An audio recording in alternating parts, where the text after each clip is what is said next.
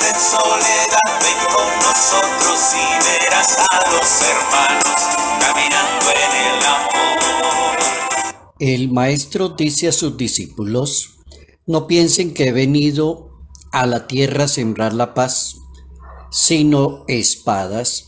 He venido a enemistar al hombre con su padre, a la hija con su madre, a la nuera con la suegra. A los enemigos de cada uno serán los de su propia casa.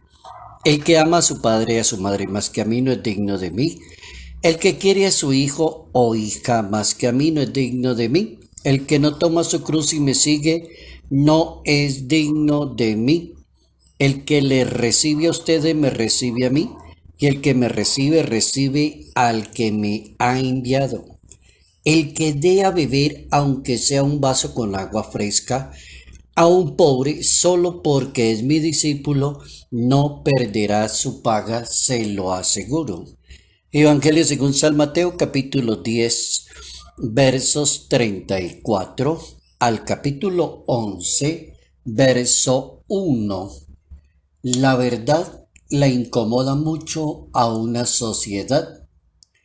El Hijo de Dios propone unos criterios para seguirlo a Él, para cumplir la misión del reino de su Padre Celestial. Propone criterios para vivir para sí mismo, o se vive para Dios, o se vive para los demás. Notas amables a la palabra de Dios, lunes 12 de julio, año 2021. Ven con nosotros y serás en la familia un hijo más, iremos juntos caminando en el amor. Ubicados en ese capítulo 10, Evangelio según San Mateo, podemos decir con toda seguridad, está terminando como el discurso de Jesús de Nazaret, largo, amplio, preciso, acerca de los criterios para seguir a Dios. Así que si una persona está buscando criterios para seguir a Dios, basta que se lea de una manera orante ese capítulo 10 del Evangelio según San Mateo hasta el capítulo 11 del mismo Evangelio en el parágrafo primero. Bien importante abordar ese tema de que la verdad incomoda mucho a la sociedad. Cuando una persona es un buen discípulo, un buen proclamador de la palabra, alguien como decimos en América Latina, pan, pan, vino, vino, y no le da vueltas al asunto, entonces la sociedad lo va a juzgar, lo va a perseguir. Ser profeta no es fácil en una sociedad.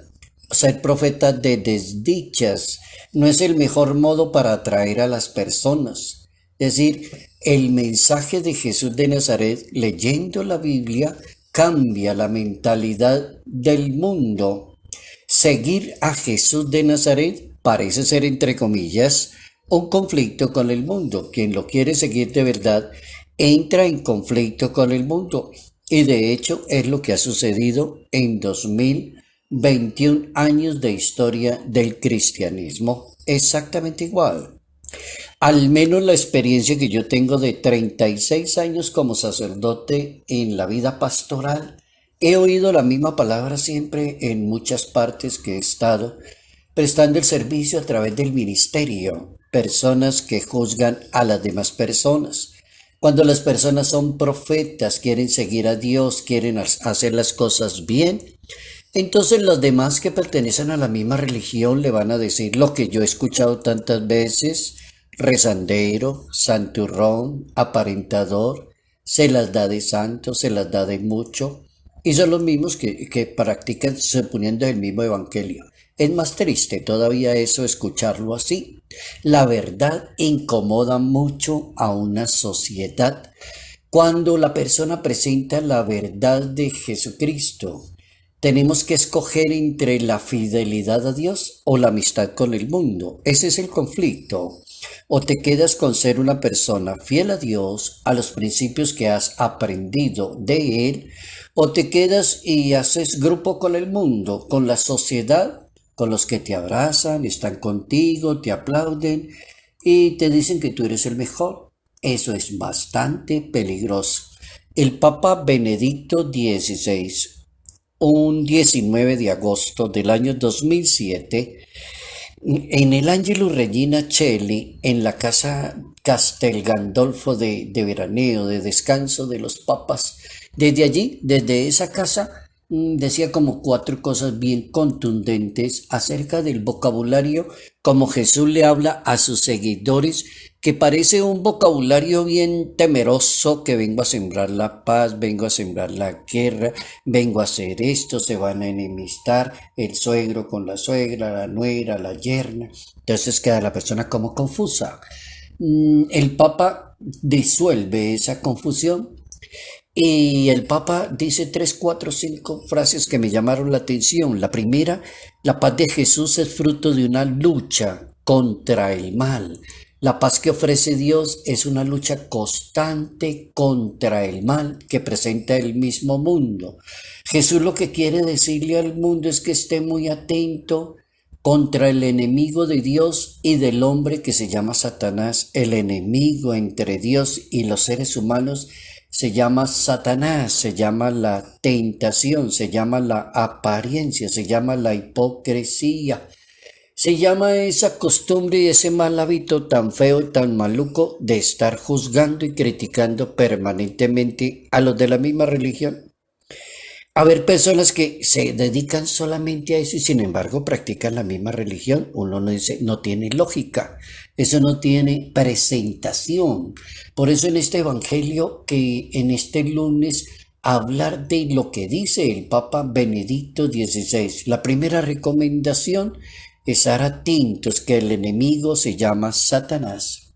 Segunda posición del Papa. Siempre una persona que se compromete con las cosas de Dios encontrará oposiciones y encontrará un signo de división, e incluso en la misma familia de la persona que sale a anunciar el Evangelio, o se compromete o se va para la vida religiosa, entonces siempre alguien le tiene que decir algo. No ha fallado eso. Es importante el texto, la moraleja, como la verdad incomoda, pero la propuesta es el criterio. ¿Te quedas con Dios? ¿Te quedas contigo mismo, con tus criterios y tu manera de pensar? ¿O te quedas con los demás? Tendrás que decidir. El padre Fidel Oñoro, desde el Centro Bíblico Pastoral para América Latina, CEBIPAL, CELAM, el padre Fidel Oñoro es un doctor en la materia de Biblia. Es un hombrononón, diría yo, y ha asistido a varias conferencias de él y lo deja uno verdaderamente impresionado. Domina impresionantemente la Biblia. Es un bíblico por excelencia. El padre Fidel Oñoro divide este tramito de ese capítulo 10, según San Mateo, para nuestra lectura personal, para seguir a Dios, los criterios que quiere Dios, no los criterios que se invente una persona.